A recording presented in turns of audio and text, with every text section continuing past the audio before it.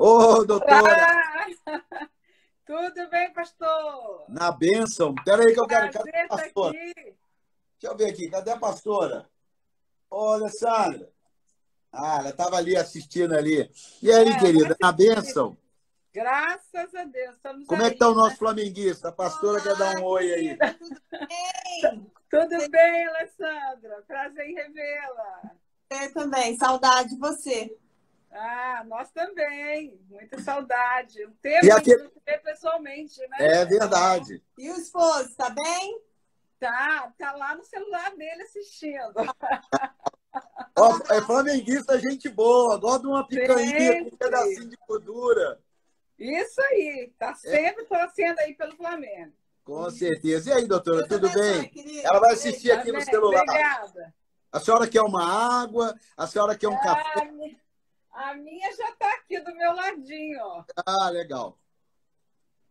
Doutora Ilma, tudo bem? Como é que está aí esse período, antes da gente entrar no assunto família, lugar de cura? Também, até para o pastor que está nos acompanhando, ó, o Ivanildo Teixeira apareceu aí, Deus abençoe, Grande pastor. amigo. A Gente, Celso já disse que está muito bem aí, ó, tá vendo? legal, legal. Fala aí, como que faz hoje para comprar um material da senhora?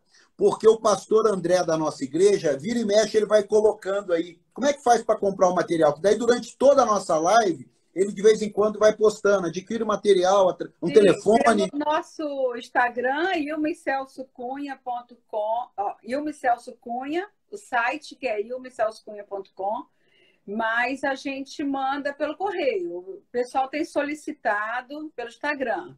Sim. Quem não quiser em e-book, por exemplo, o livro é editado pela Editora Central Gospel e lá tem o e-book, tem também o físico. E tem também no Amazon, no Kindle. Ah, Então, legal. não é? E a maneira de comprar é pelo Instagram? Pode pedir pelo Instagram e eu mando pelo correio, com a Correio, aí dedicatória, né? e pelo Amazon. E pelo Amazon e pela editora, E pela Central editora. Gospel. Joia. Então tá. Porque daí os pastores nossos, eles vão colocando aí, porque conforme a pessoa vai assistindo e tal. E como é que tá esse período aí? Coloca também o nome do livro, né? Família. Lugar de refúgio ou campo de batalha? Isso, Mônica já colocou lá. Já até colocaram. Show, Já. show. Muito bom. Obrigada, Mônica. Que tem a família com a Lincoln. capinha, é aquela ali. É. E como é que a senhora está aí nesse período aí, que eu sei que a senhora também dá atendimento, ajuda na igreja. Como é que está esse período aí? Enquanto isso, o pessoal vai chegando. É um período bem desafiador, né, pastor? Porque a demanda é grande, né? Eu estou atendendo consultório normalmente, com uma solicitação muito grande de pessoas, né? Eu estou fazendo consultório online, né? E no mesmo pique do consultório presencial e um pouco mais, não é? Porque a gente está vendo muitas famílias em conflito, né? Conflitos conjugais, a gente está vendo pessoas adoecendo, há uma demanda imensa, e aqueles pacientes que a gente já acompanhava, que continuam agora nesse momento de incertezas, é um momento de sofrimento psíquico, né? A gente está vendo tudo isso. Então, as pessoas se sentindo confinadas, sem poder, né, fazer as coisas que estão acostumadas. Então, a gente está lidando com tudo isso. Nesse período de 15 de março para cá, chegaram pacientes novos ou voltaram pacientes? Como é que foi isso? As duas coisas. Eu tenho os pacientes que já acompanharam presencial. Eu já tinha uma quantidade de pacientes online, porque eu acabo atendendo gente de fora, daqui de Vitória e de fora do Brasil. Então, como a gente roda muito, né, a gente acaba atendendo também as pessoas de fora online.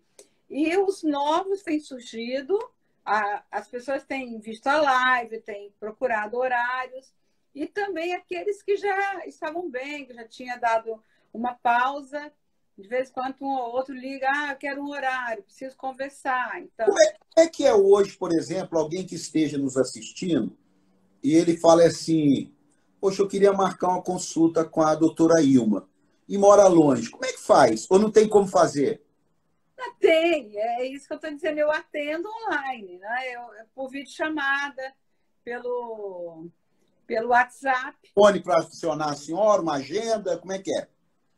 Tem que solicitar lá pelo Instagram, embora eu esteja com uma agenda bem lotada. Uhum. Mas o que a gente faz? A gente vai encaixando nos desmarques, né? E as pessoas vão entrando, não consigo atender toda semana, mas a gente vai atendendo dentro daquilo que pode, né? Então, na verdade, os meus dias de consultório, até acrescentei mais um dia, estou atendendo normalmente. Mas fora isso, eu também tenho dado, assim, eu estava com a agenda muito lotada do primeiro semestre, o ano inteiro, né? Mas tudo isso vai ser alterado, né? Nós estamos vivendo num tempo de grandes alterações. Todo nosso planejamento, a nossa vida está sendo alterada nesse momento. Então, eu tenho também dado palestras pelo Zoom, né, pelas plataformas aí, para grupos fechados. Já dei algumas palestras de viagens que a gente tinha e que tenho dado, fora do Brasil principalmente, né? Tenho dado várias palestras. E também, segunda-feira, começa o curso, que nós lançamos um curso. Eu vi, a senhora me mandou ouvir. Prevaleça sobre os conflitos da vida. Nesse primeiro módulo, nós vamos trabalhar a ansiedade e o medo. São 5 aulas online e ao vivo. Não serão aulas gravadas. Eu vou dar aula ao vivo ali. Pelo qual aplicativo? Pelo Zoom. Esse já está fechado. Como? Esse não tem mais vaga. Né? Já começa segunda-feira. Entendi. Mas, aí, pelas demandas, a gente já está pensando numa nova turma. E aí, nós também vamos fazer o segundo módulo, que é Emoções Tóxicas e Famílias Psicossomáticas, que nós vamos fazer num horário, porque esse vai ser 20 horas. A outra turma que a gente vai fazer desse segundo módulo vai ser às 17 horas, por conta da demanda da Europa, porque o pessoal tem pedido, mas lá vai de madrugada, 5 horas de fuso horário. Uhum. Então, a gente vai fazer uma turma às 5 horas da tarde aqui, para poder atender o pessoal que tem diferença de fuso horário. Quantas inscrições no máximo? Quantas pessoas em cada turma? São 100 pessoas. 100 pessoas. Por quê? Porque a gente vai ter uma aula de perguntas e respostas. Uhum. E mais do que isso, a gente não consegue dar atenção. Entendi. Né? E a gente quer algo com diferencial. Não é um curso que a gente lança, a pessoa assiste e acabou. Não. Entendi. A gente tem esse diferencial de poder interagir e conversar com as pessoas. Quando eu fiz o convite para a senhora, nós falamos a respeito do livro da senhora. Eu acho que encaixa bem o momento que nós estamos vivendo. Temos jeito aí, né? Porque aquele casal que ele estava com ontem, até nós falamos numa reunião de pastores, que o casal estava complicado, das duas, uma, ou melhorou de uma vez, ou piorou de uma vez. Estável ele não ficou. É verdade. E a senhora até ficou de dar uma explanação, até em relação ao livro que a senhora tem. Antes da senhora falar do livro, eu queria fazer uma pergunta para a senhora, e aí a senhora já entraria na questão do livro, até porque eu acho que é um material que todo mundo pode adquirir, que vai ajudar, né? A gente compra um carro, vem um manual. E a gente casa, compra fogão, cama, TV e nada de manual. Aí depois vai vendo os defeitos, não sabe como que arruma. Então, a minha pergunta é o seguinte para a senhora. Num tempo como esse, o que a senhora entende que mais a família, não só o casal, família, relacionamento, nora, filho, relacionamento. O que num tempo como esse, a senhora como uma doutora da área, da família, o que a senhora aconselharia a gente a assim, se policiar ou agir, né? Ou, sei lá, o que a senhora nos aconselharia nesse tempo aí? Uma disposição interna para resolver os conflitos que estavam pendentes. Boa. Porque o que a gente está vendo? Né? Toda família tem suas diferenças, não existe família perfeita, não existe pessoas perfeitas. Né? os casamentos, a vida inteira são ajustes que se fazem nas diferenças, o casal tem que sentar, tem que conversar, tem que identificar os conflitos. Agora, num momento como esse de crise, não é? Porque nós estamos vivendo uma crise. E aí eu sempre digo, essa já são desde março que a gente está fazendo live, né? Então tem falado muito sobre esses assuntos, mas esse tem sido um tempo que nós estamos vivendo, sim, uma crise. Por quê? O que é uma crise? É quando vem e coloca em xeque tudo aquilo que nós vivemos. Sim. Não é? Tem uma rotina alterada, tem ameaças externas, está todo mundo dentro de casa por conta das ameaças. Isso mexe com o emocional das pessoas, isso mexe com a mente das pessoas. É um tempo de incertezas, não é? Aumenta tem a questão econômica. Aumenta a irritabilidade. Com certeza, há pontos, né, de equilíbrio que precisam ser olhados. A gente, eu sempre digo que esse momento colocou um espelho na nossa frente. Como se dissesse, ó, essa é a sua família. É isso aí que você está vendo. Que Aquela antes não tinha tempo para ver. Eu não vejo a hora de amanhecer o dia e eu ir para o trabalho. Não, não tem agora. Vai amanhecer o dia, não tem fuga. Vai chegar do mesmo jeito. Não tem fuga. Nós estamos com o tempo à disposição, não é? Era o que a gente dizia antes. Não, eu não tenho tempo para ficar perdendo tempo com bate-papo, com DR, né? Discussão de relação, né? Não tem tempo para isso. Ah, esse menino está dando muito trabalho, então eu não tenho tempo. Manda ele lá para a psicóloga, manda ele lá para a escola. Não é isso que a gente tem visto nas famílias? O profissional, tudo é carregado. Tem gente que já está preferindo correr o risco de contrair o coronavírus, mas sair de casa. Eu prefiro correr o risco, mas não saio de casa. É desse jeito. Por quê? Porque antes estava todo mundo ocupado. Não é? Vamos pensar, a gente sai de manhã, vai trabalhar, chega em casa à noite, né? Você come na rua, né? Por exemplo, no meu trabalho, né? Os dias que eu estou atendendo consultório, não dá tempo de vir em casa. Então, você almoça na rua, você chega em casa à noite. À noite você já tem algumas coisas para ver, para fazer e tal, vai cada um para as suas atividades, não é isso? E aí, pouquíssimo tempo para conversar, para identificar os problemas. Pouquíssimo tempo. Então, o que acontece? Agora não. Vai fugir para onde? Vai correr para onde? Não, doutora, o ritmo mudou mesmo. Até para a senhora falar aí sobre o tema do livro, mas esse dia eu estava sentado ali assistindo um jornal de manhã, no sofá de casa, aí, de repente, a minha esposa passa toda arrumada com roupa de academia. Aí eu falei, ô nega, tá com roupa de academia? Você vai dar uma caminhada? Você vai correr? Ela falou assim, não, eu vou dar uma encarada naquelas roupas lá no tanque. Falei, nossa, Deus do céu, o negócio tá feio. Fiquei até quieto, desliguei a TV e fui para a igreja. Falei, não vou ficar aqui não, que esse negócio vai dar zebra. Pois é. Não está tendo todo mundo que se reinventar? Então, pois você vai lavar roupa de academia, vou encarar o tanque, irmão. Na hora, era 9 da manhã, eu peguei minha mochilinha, falei, eu vou para a igreja orar, buscar a Deus, fica aí com a sua roupa aí. Não, era a hora de você falar, então vai lavar o chão, marido, vai lá esfregar o piso. Estou no processo de conversão ainda, eu ainda não estou totalmente convertido, eu ainda estou ainda numa fase. Mas, doutora, ajuda a gente aí com esse livro aí, vai. Abre o seu coração para o nosso coração aqui.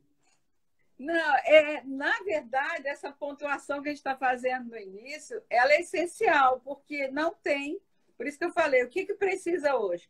Disposição interna para poder olhar como a família está, olhar as relações, não é? Como estão as nossas relações familiares, não é? O que elas dizem da dinâmica familiar. Porque quando eu escrevi esse material, já tem um bom tempo, família, lugar de refúgio ou campo de batalha? Foi um questionamento que eu comecei a fazer escutando pessoas. Né? Eu escuto pessoas há muitos anos, né? 25, 30, por aí. Eu escuto pessoas, mas nas demandas que elas trazem. Cada vez que uma pessoa chega no consultório, ela vem com uma demanda, ela vem com uma dor. Pode ser física ou pode ser emocional, porque nós estamos vivendo num tempo de muitos transtornos, não é? Depressão, transtorno de ansiedade, esses transtornos psíquicos, que as doenças da alma são as doenças que mais crescem no mundo inteiro. Quando a senhora doença da alma, especifica melhor depressão, transtorno bipolar. Depressão, transtornos de ansiedade, né? Os transtornos psíquicos, o pânico, o medo, tudo isso que está na área da alma. Né? São sentimentos, reações. Só que tudo isso faz sintoma. O corpo, ele é o depositário das dores da alma. Então, não existe doença isolada, né? Toda doença, ela tem ali um gatilho, ela tem algo que aconteceu ali que está produzindo aquele adoecimento. Muitas vezes, o médico encaminha uma pessoa para um processo terapêutico e ele está dizendo, olha, essa medicação não está dando conta, então vai procurar um profissional para falar um pouco sobre essas questões.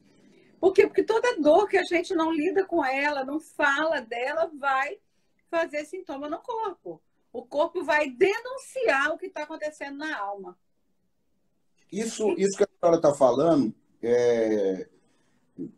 com certeza tem mais pessoas aí, ou viveram, ou conhece alguém que vive, esse silêncio, aparentemente, de que tudo está normal, é um veneno na alma do ser humano, né?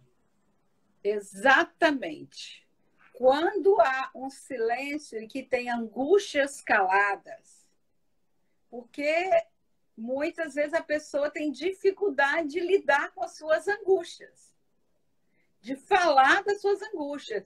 Eu, às vezes, ouço pacientes falando assim, não quero falar dessa história, não quero falar sobre o meu pai, sobre a minha mãe, essas coisas que a gente traz lá da família de origem. Ah, mas por que você não quer falar? Porque dói. Ah, a dor está aí dentro. A dor está aí dentro. Apenas o corpo está denunciando que tem algo ali dentro que precisa ser falado. Como a Bíblia fala sobre isso. Hein, doutora? Como aquela dor de dente que só dói se cair algo doce, algo quente ou algo frio. Aí, por não cair nada, fala assim, não está doendo. Não, mas a hora que você for comer, vai doer. Em algum momento vai aparecer. E aí fica aquela luta. Não, mas não está doendo. E, de repente, vem a dor. Ah, mas agora passou. E a pessoa vai piorando, porque ela acha que aquele momento que passou a dor significa que foi curado. Mas assim que cair, assim que o assunto vier, depois eu sei que a senhora vai falar um tema aí, que depois eu quero até dar um testemunho.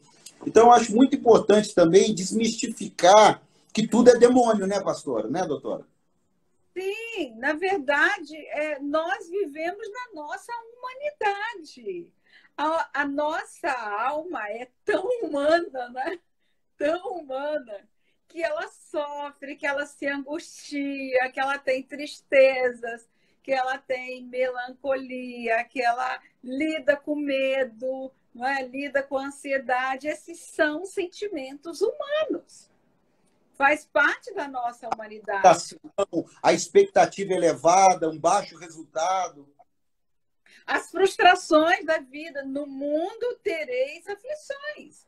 Então, a aflição faz parte do mundo. Tiago diz, confessai as vossas culpas uns aos outros para seres curados. Ele não está falando perdoado. Não é? Perdoado, você lida isso com Deus. Agora, quando ele diz para falar, nós somos seres da linguagem, né, pastor? Sim. Nós nascemos... Principalmente, né, o cara sanguíneo e misturado com português e italiano igual eu. Sanguíneo, português, italiano, grau máximo de ansiedade, fala igual maluco. Misericórdia, né, pastor? Coitado da pastora. Deus dá graça, né?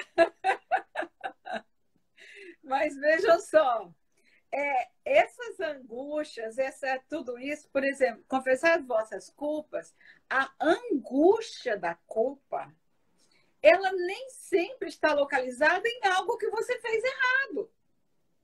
Muitas vezes você tem assim, a consciência, eu errei. Eu errei, então eu carrego a culpa por ter errado. Me arrependo, vou confessar e eu tenho perdão do Senhor, porque Deus é o Deus da graça e Ele me perdoa. Né? Jesus já levou todos os meus pecados na cruz. Ok. Mas a angústia da culpa, que faz até parte um pouco da nossa existência humana, muitas vezes as pessoas carregam culpa sem ter culpa real.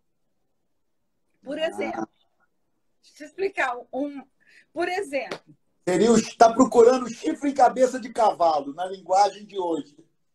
Por aí, porque como nós somos marcados pela nossa história de vida, muitas vezes há culpas guardadas, a culpa por existir. Você é culpado de quê? Não, só por eu estar aqui e existir, eu já sou culpado. A minha culpa é ter nascido. Isso não é verdadeiro? Quantos filhos, né, que foram gerados num relacionamento difícil, um relacionamento de um casal lá que naquele momento não estava pensando em filho, não estava vivenciando um casamento, e aí há uma gravidez, e através dessa gravidez dá um casamento. E aí esse casamento muitas vezes dá errado. E aí aquele casal sofredor, aquele casal cheio de problemas, e que aquela criança ouve desde pequeno. Não, se eu não tivesse nascido, eu não teria casado com ele, não. Ah, eu sou infeliz porque eu casei com...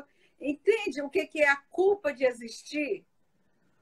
Isso é apenas uma pincelada numa situação que a pessoa carrega angústia da culpa sem ter uma culpa real. Angústia da culpa porque a mãe morreu no parto. Angústia da culpa porque o pai era um alcoólatra. Ou os pais separaram quando ela era pequena? Também porque a criança, ela assimila, ela não entende o que está acontecendo ao seu redor e ela tem a tendência de pegar tudo para ela mesma. Então, está com raiva de mim, não é? Está com raiva de mim, brigou porque eu estou aqui no meio. Então, quando você ouve histórias, você vai identificar que muitas pessoas elas carregam essa angústia dentro delas, que é a angústia de existir, a angústia do contexto onde elas foram geradas, a angústia de um pai alcoólatra que chegava em casa e batia e brigava. Isso vai se cristalizando, isso vai ficando arraigado lá no interior. Não precisa nem ser uma coisa tão agressiva. Um pai ausente já cria um buraco na vida de um ser humano, né? Um pai ausente. Angústia do desamparo. Pode ser um cara trabalhador, mas não é um cara carinhoso, não é um cara presente, é um cara que supre as necessidades, mas não tem vida naquilo dali. E aquilo ali cria um buraco na pessoa. Sim, porque o pai é que dá identidade. Senso de pertencimento é algo que vem desse lugar do pai. A paternidade, a função paterna é uma função que estrutura o psiquismo. Quem eu sou? Eu sou filho de fulano. Eu tenho um nome.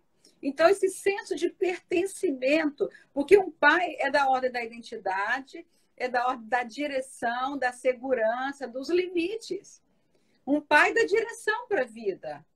Um filho que é afirmado pelo seu pai, que é corrigido pelos pais, que ele recebe o norte, os limites, os valores certo e errado. Tudo que eu estou dizendo do pai, estou dizendo junto com a mãe. Tá? Sim. A mãe ajudadora nessa construção. Não é? Que a mãe ela já fica muito na ordem do afeto, do vínculo, da nutrição, da organização de vida, né? Que a mãe ela traz a maciez pro lar, né? Ela traz a maciez pro lar. Porque o pai dá autoridade, né? E a mãe está ali fazendo a palavra do pai circular. A mãe dá esse lugar de autoridade para o pai. Isso é estrutural, isso é necessário, isso dá segurança a um filho, não é? Por isso que quando você falou família, lugar de cura, é exatamente por isso. A gente pode vir marcado pela nossa família de origem, a gente pode vir com muitos referenciais falidos, ruins, mas a gente pode estruturar um lugar, uma família, um lar que seja um lugar de cura. Sim. Não é? Então, esse Davi, adoecimento da alma. só uma pergunta aqui, porque de repente a pessoa está assim, puxa vida, eu fui gerado num lar assim, agora estou ouvindo isso, está batendo com crises na minha alma. O que eu faço agora? Porque é aquele negócio, a gente colocou a receita e colocou os ingredientes. Mas o que eu faço agora com esses sentimentos que estão dentro de mim, com essa gama de situações que podem acontecer? O que a gente faz assim? Que dica a senhora daria para a gente ter uma atitude no meio desse? Quando eu falei que o pai é da ordem da segurança, então você falou hoje, o que está acontecendo? Pode estar aflorando o desamparo, né? A angústia do desamparo. O que fazer hoje quando você identifica que há áreas na sua vida que são áreas que precisam ser trabalhadas, não é? Ah, agora eu percebi que eu me tornei uma pessoa assim, porque o meu pai era grosseiro, porque o meu pai era alcoólatra, porque o meu pai chegava em casa e batia em todo mundo. Aí eu comecei a ficar com excesso de adrenalina na corrente sanguínea, como eu ouvi no paciente essa semana.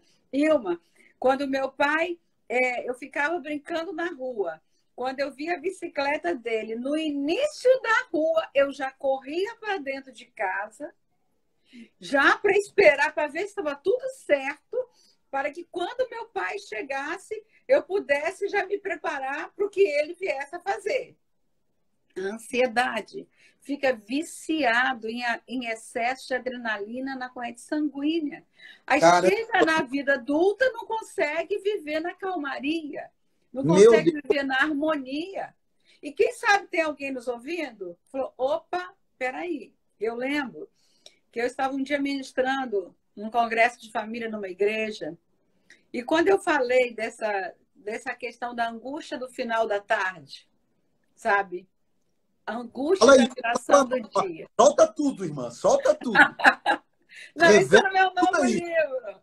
Isso é assunto do meu novo livro, que eu estou quase terminando. Não é? Então, é a angústia do final da tarde. O que é essa angústia? Por quê? Né? É claro que a gente vai lá no Gênesis, tem a viração do dia, mas o hoje, né?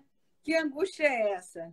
Por que ele não tem mais o pai dele lá, né? Ele é casado, tem filhos, né? Tem toda uma vida, tem cargo, é outra vida. Não tem mais o cenário da dor.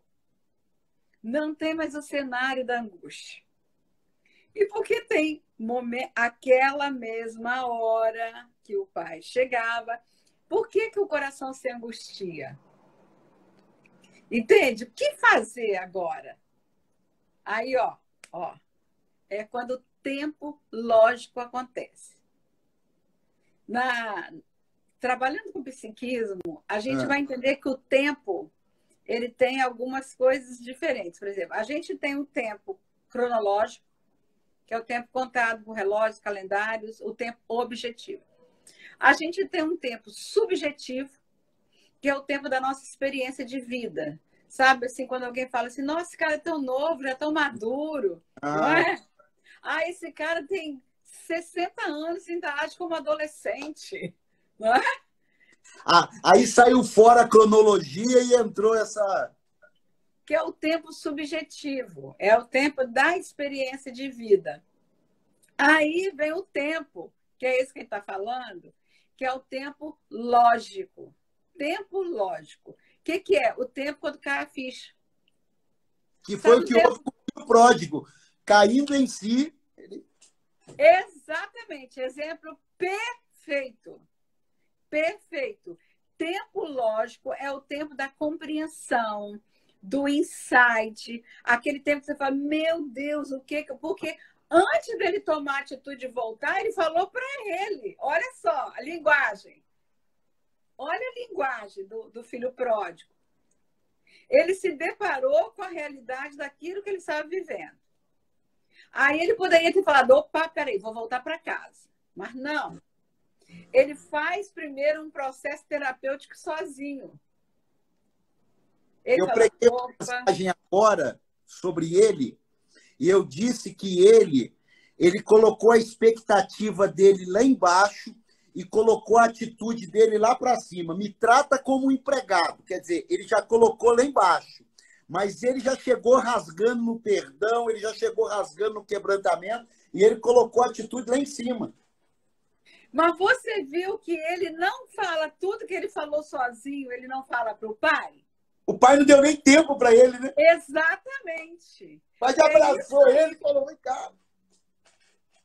Quem precisa ouvir não é tanto o outro, sou eu que preciso me ouvir. Doutora, sabe o que eu li? Que quando você fala e ouve, depois da voz de Deus, a voz que você mais acredita é a sua mesmo quando você ouve. Desde o dia que eu li isso, eu olho no espelho e eu falo comigo como se Deus estivesse falando comigo. Eu falo assim, rapaz, você vai vencer, você vai crescer, larga de bobeira, muda essa cabeça, levanta essa cabeça, vai para a igreja, vai orar, rapaz, vai ler a Bíblia, vai ser feliz. Eu mesmo falo isso para mim, agora estou confessando. Tá vendo? É exatamente. Veja só, já está na Bíblia.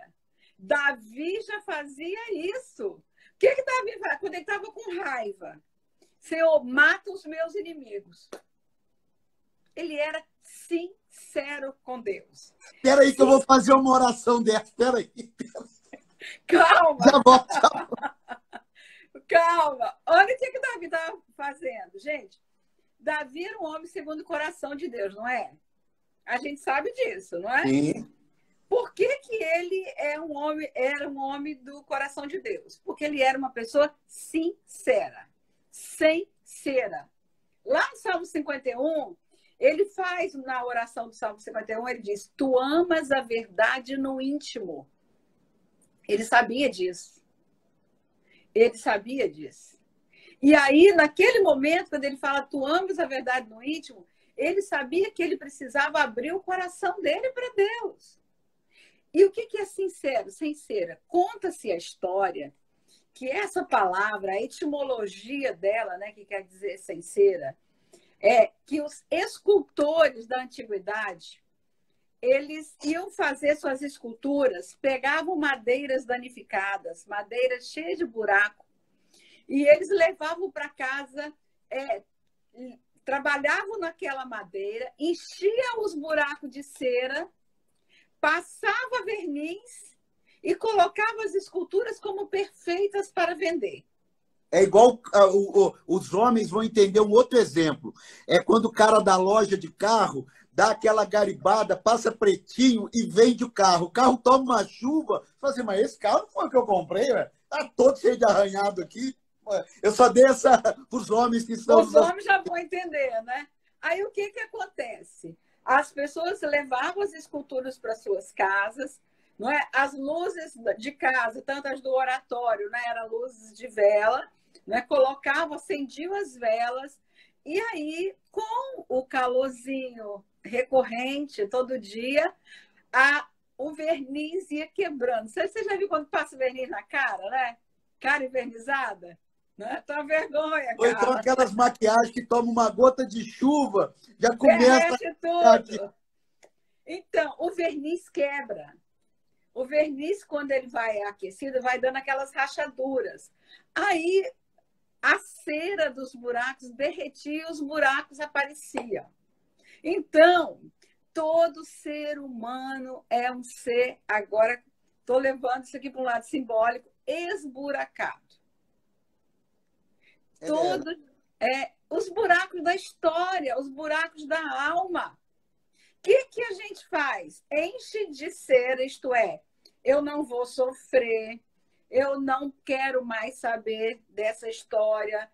Para mim, meu pai morreu, nunca mais ninguém vai me humilhar e me maltratar, eu não quero mais. E aí as pessoas fecham nunca as suas mais faz dores. esse negócio. As Você pessoas vai... fecham as suas dores. Aí não falam, são as faltas ao longo da nossa vida. O pessoal está aí escrevendo.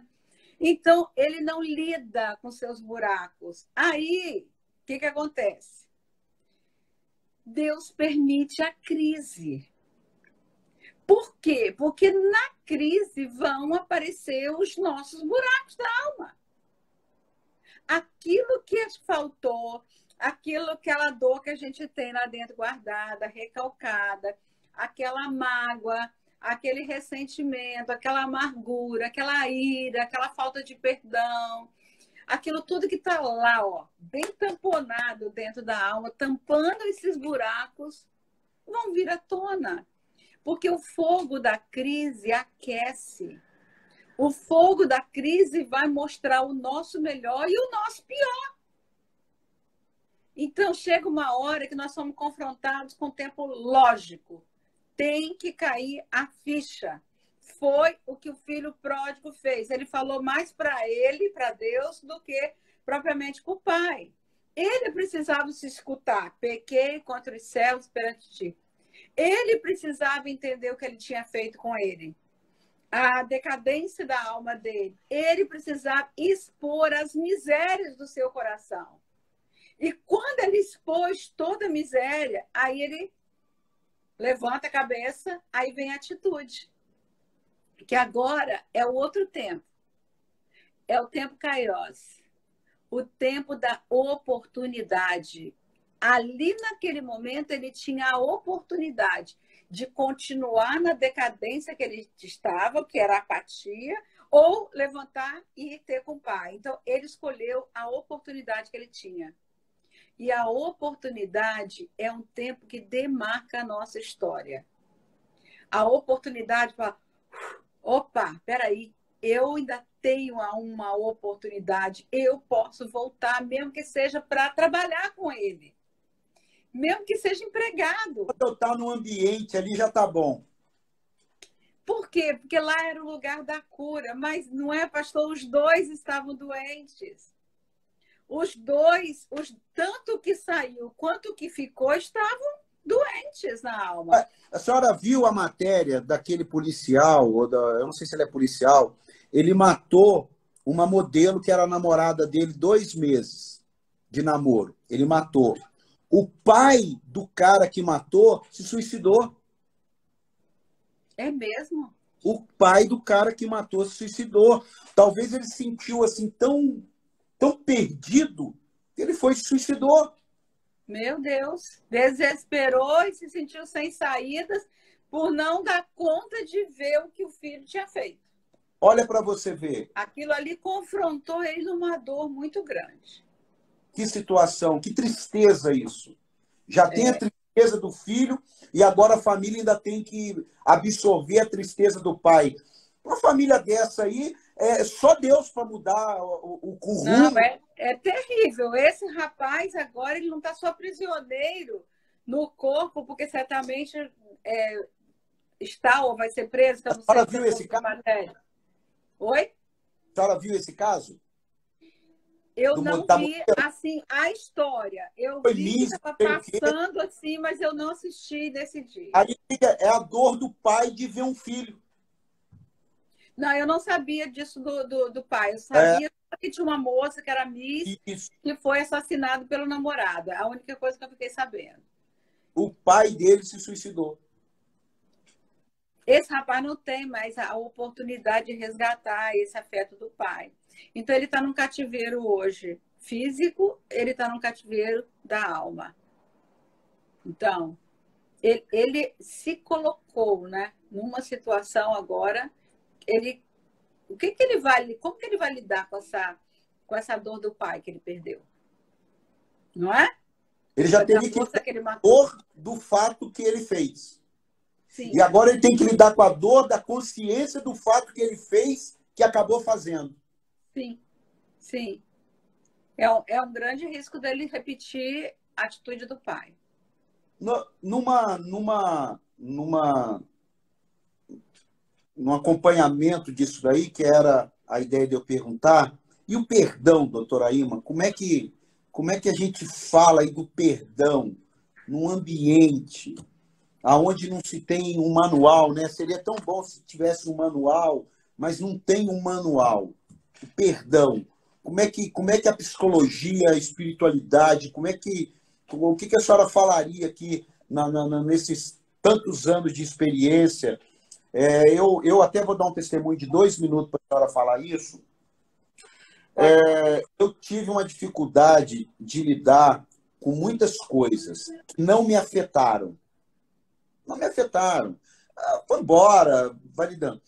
Mas eu tive algumas coisas pontuais que me fizeram ter que buscar ajuda, porque eu não estava conseguindo lidar com a dor, não da falta de perdão.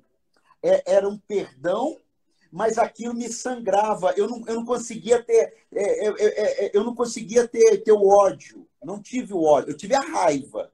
Mas quando passou a raiva, que eu entendi que isso aí não era de Deus, eu fui definhando. A alegria foi indo embora. E eu precisei buscar uma ajuda profissional. Não fui falar com o pastor, não. Por quê? Eu não estava conseguindo gestar aquilo ali. E qualquer um que eu fosse gestar era pessoas próximas. E eu fui procurar uma ajuda profissional, até orientado pela minha mulher, livre de qualquer relacionamento, doutora Ilma. Eu falei que não ia. Deus falou comigo. Vai, porque você precisa. Doutora Ilma, foi uma chave que virou. Exatamente. Exatamente. A gente que atende pessoas, a gente sabe o quanto que a falta de perdão é veneno na alma. A falta de perdão... Bem, a Bíblia fala sobre isso, né? Quem não perdoa tem verdugos na alma, vive em tormento. Por quê? Porque o coração é fechado com a dor. A pessoa não admite liberar o outro, porque muitas vezes o agravo foi muito grande. Ela, como que eu vou liberar o outro dessa dívida? Então, não admite. Ela fica atada a essa história, atada a essa pessoa, algemada. Ela vai carregando um peso na alma e aí ela vai perdendo a alegria de viver. A alma vai ficando amargurada. Uma pessoa amargurada, ela perde a capacidade de ver a beleza da vida. Ela não consegue liberar, porque o fluxo das emoções fica obstruído. É aquele sobre tudo que se deve guardar, guarda o teu coração, porque dele procede as saídas da vida. Então, o fluxo da vida fica obstruído. A pessoa como andar com uma fé, né? Você vai... Aquela ferpa, né? Fica a lá, lasca porque fica lá ali. doendo. E mais ainda, pastor, leva a pessoa para um processo de autossabotagem. Ela não consegue ir para frente, ela não consegue se liberar, ela fica lá com aquele veneno na alma, desejando que o outro morra, como Davi falou, mata os meus inimigos. Mas é interessante que tudo que Davi abriu o coração para Deus, ele tinha assim, por que estás abatido a minha alma? Por que te perturbas dentro de mim? Espera em Deus. Ele se questionava, se interrogava, e ele respondia para ele mesmo, ele se escutava. Então, o processo do perdão, quando a Bíblia fala que perdão é uma decisão, né? Porque o perdão, o maior beneficiário do perdão é quem perdoa. E eu tenho um conceito assim, muito simples de perdão, né? Até já colocado ali, né? Eu tenho um conceito muito simples de perdão. Perdão, uma perda grande, aumentativo de perda. Só tem no meu dicionário, de ninguém, né? Perdão é uma perda grande. Sabe quando o bandido passa por alguém na rua e que toma o celular e sai correndo e diz assim, perdeu, viu? Perdeu. O que você vai fazer? Vai atrás? Vai botar sua vida em exposição por conta de um bem material que você pode reaver? Não, perdi. Perdi. Você dá por completo a perda. Não posso mais fazer nada. Tem aquela máxima, tem aquela máxima que diz que não liberar perdão é como você tomar um veneno querendo que o outro morra, né? Exatamente. Exatamente. Você admita a perda. Admita. Mesmo que você voltasse no tempo, lá naquela situação, não é? que você viveu, que foi horrorosa, que foi difícil. Fala, não, eu vou mudar a situação hoje. Não tem nada que pague, que mude hoje. A pessoa fala assim, te dou 10 celulares. Não paga. O momento do sofrimento foi outro. Não tem como resgatar o que perdeu lá na infância, que perdeu com o pai, que perdeu. Não tem. Admita a perda. E fecha a conta. Fecha a conta. Perdeu, não adianta cobrar mais. Tá fechada a conta. Senhor, eu admito que eu perdi isso foi duro, Senhor, foi. Identifica o valor da perda. Por conta dessa perda, eu deixei de fazer isso, aquilo, Ana, atualiza, bota juro, correção monetária, tudo, não é? Então, a perda é muito grande, Senhor, não tem nada mais que pague. Eu entrego para o Senhor e libero essa pessoa. Porque, geralmente, a pessoa fala assim, nossa, eu vou ficar com muita angústia na minha alma de eu perdoar. Só que quando ela entrega, ela sente um alívio tão grande na alma, porque aí vem o bálsamo do Espírito Santo, porque Jesus já levou todas as nossas perdas na cruz do Calvário. Você admite, você fala, você atualiza, você entrega para Deus. Aí a sua alma começa a usufruir dessa paz. É claro que a sua mente ainda vai trazer, porque a sua mente está formatada no cativeiro da raiva. Cada vez que trouxer, mas eu já liberei. É verdade. Eu já liberei a conta. Você Hoje vai aconteceu. reforçar. Reforça. Olha, hoje, doutora Ilma, hoje aconteceu um negócio aqui que dá até para fazer uma comparação com as coisas que você tem que resolver e não resolve, e que está te comprometendo e está te atrapalhando, e você busca resolver de outra maneira, e o que você faz é piorar o quadro. Um exemplo bobo que aconteceu aqui em casa hoje, que, ó, eu estou há uns 15 dias ouvindo a minha mulher falar assim, precisa arrumar o liquidificador. Olha só se não encaixa o que é você não resolver as coisas da maneira. Precisa arrumar o liquidificador. Eu falei, não, tá fechado, eu vou ver.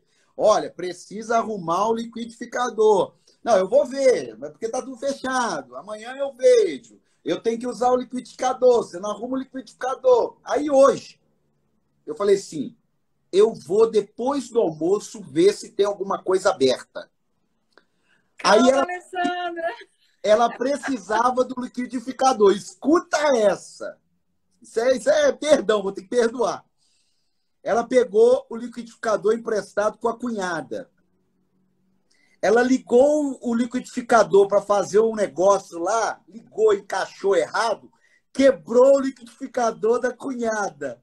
De tarde eu saí para arrumar o meu liquidificador, arrumar o liquidificador da cunhada, entregar para ela, pagar 2 vezes. Por quê? Porque você vai barrigando coisas que deveriam ser resolvidas e tenta resolver de maneira que não vai resolver. Resumindo, eu barriguei, arrumei o meu e tive que arrumar o outro que estava... Aí nem sei se estava quebrando também. Já arrumei, já entreguei e vamos embora. Então... O dano é sempre maior quando a gente não toma a decisão. Por isso que perdão é uma decisão, não é? É a procrastinação, perdoando-vos uns aos outros no temor do Senhor. Alguém perguntou aí o perdão a si mesmo. Também precisa ser dado, sabe? Perdão a si mesmo. Eu sofri com esse negócio.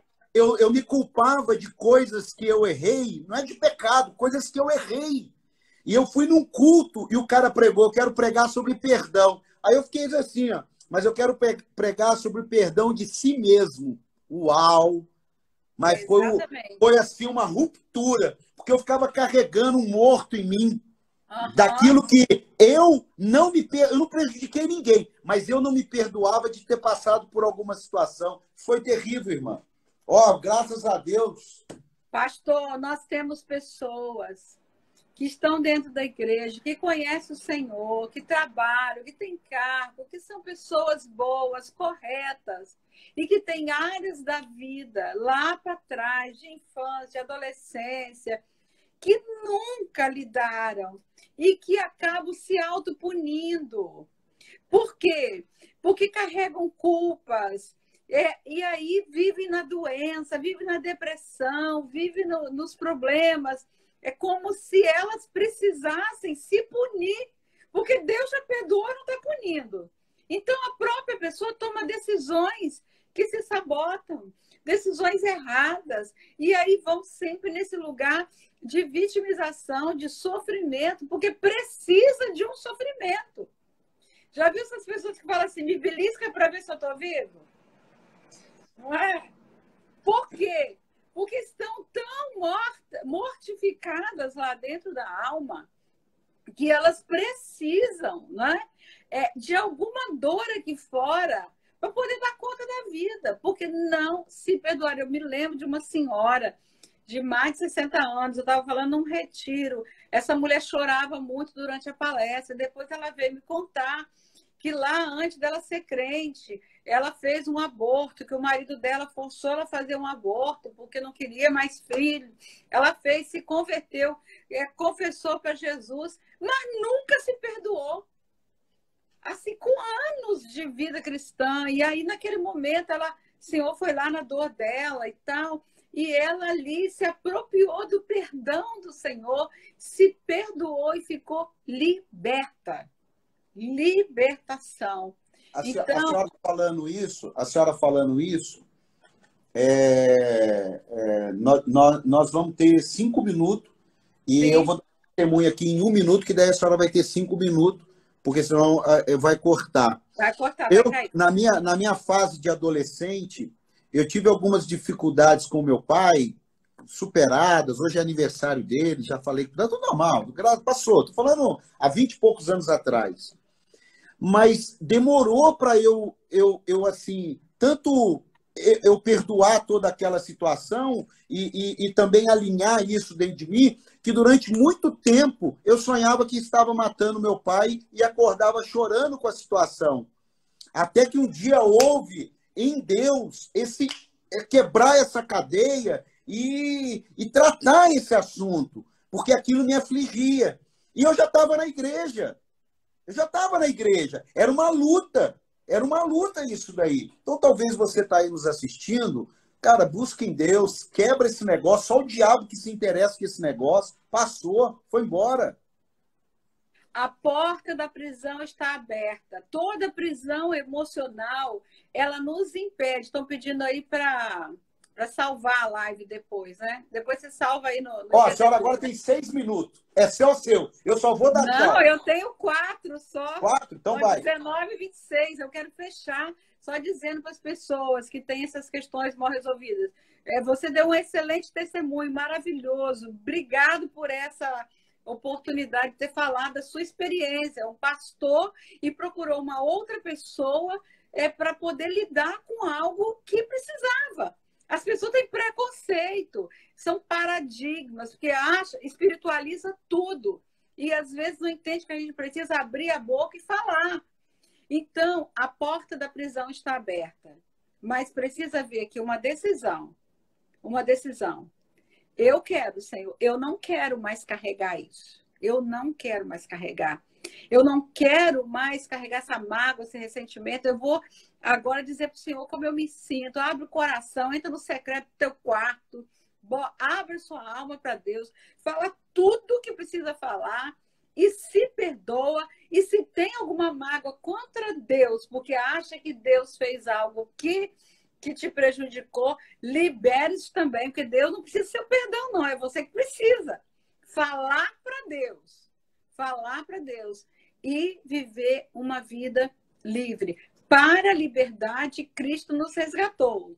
Não vos coloqueis novamente debaixo do jugo da escravidão. Por quê? Alguém está lembrando, eu fiz a carta, pastora, né? Muitas vezes, quando a gente precisa perdoar, a gente precisa escrever uma carta para elaborar, para liberar, para ler para si mesmo. Lê em voz alta, lê para Deus, pronto, se livra dessas mazelas da alma para viver livre. Somos chamados à liberdade. Não nos coloquemos novamente debaixo do jugo da servidão. Satanás está sempre lá com a chave querendo fechar a sua porta da liberdade. Não aceite. Isso é estratégia dele. Paulo falou: a quem perdoardes também eu, para que o inimigo não leve, o diabo não leve vantagem sobre nós, porque não desconhecemos as suas maquinações.